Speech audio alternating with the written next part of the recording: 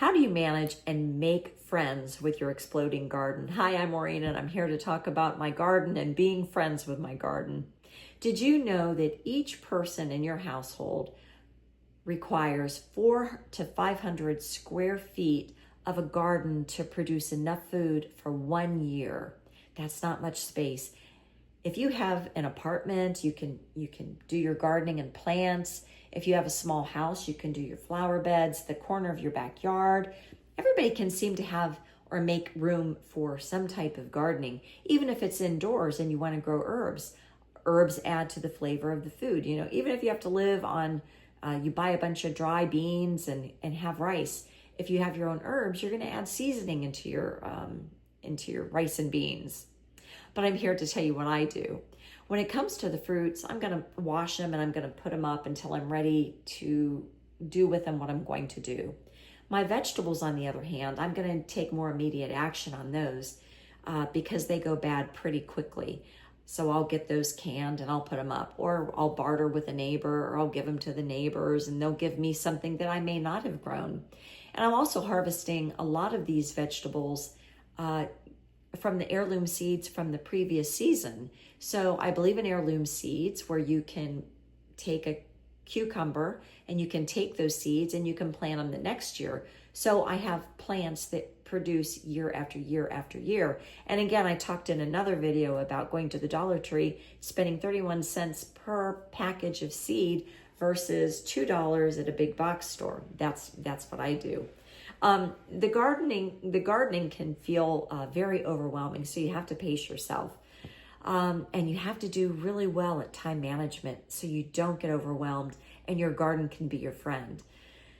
So maybe one day I'm going to just work on turning, I don't know, maybe 5 pounds into preserves, or I'm going to take 5 pounds and I'm going to cut them up and I'm going to put them in the dehydrator, which also makes it in much smaller, and so it doesn't require as much storage space as maybe a jar of jelly or a can of jam.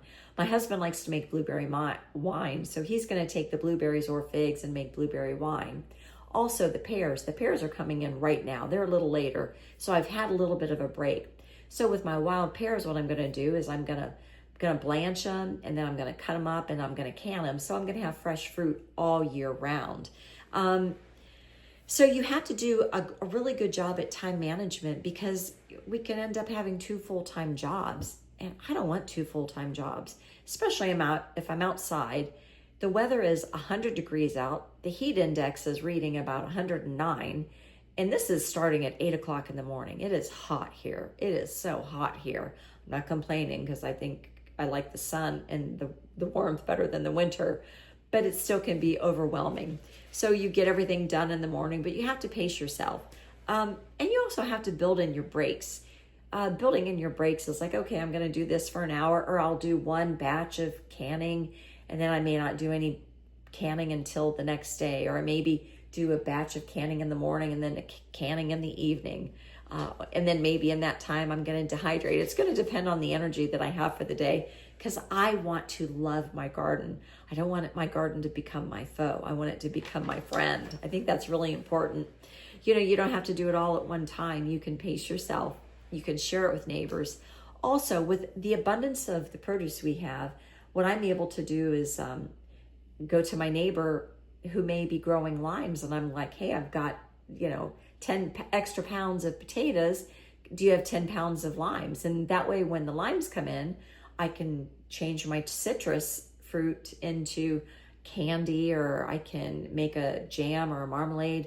I can dry it. I can dehydrate it. I can juice it. These are all things that you can do with everything that you grow. So my garden is going to be my friend.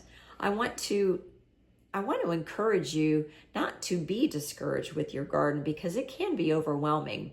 Sometimes you go to bed and your garden looks absolutely beautiful, and then you wake up and you look at your garden the next day and you feel like there's been a whole bunch of little army worms that came in and they attacked your tomatoes. Well, then you have to figure out, okay, I need a spray of cayenne pepper or something to kill those army worms, or you have to take those plants out and you have to put them in the compost pile so your whole garden's not taken over by those army worms. The garden harvest is what we've worked on all year. So you can't be discouraged. You have to be encouraged with what you are producing, what you are growing.